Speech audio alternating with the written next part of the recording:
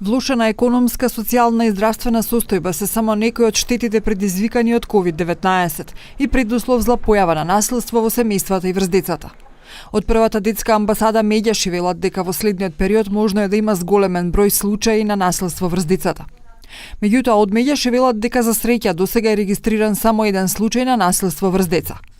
Заради ситуацијата со вирусот COVID-19, ние сите сме поставени во посебни услови, сме ограничени на многу помал простор. Исто така и оптоварено и со грижи по различни основи, економски, социјални, здравствени, не може да ги задоволи вообичаените потреби, така што постојат предуслови за да се создадат причини за зголемување на семејното наследство.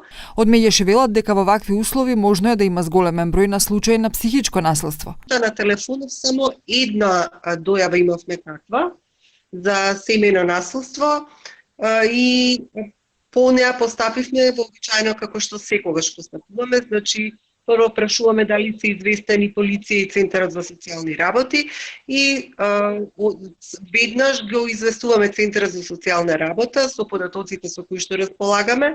Добивме информација дека веќе е постапено, така што е добро да се знае дека и во вакви кризни услови постојат тимови кои што водат грижа за несаканите појави. Медјаши овој период отвори група на Facebook Заедно дома, со што сакаат да ги охрабрат семејствата времето кое го поминуваат дома да го направат колку е можно поквалитетно.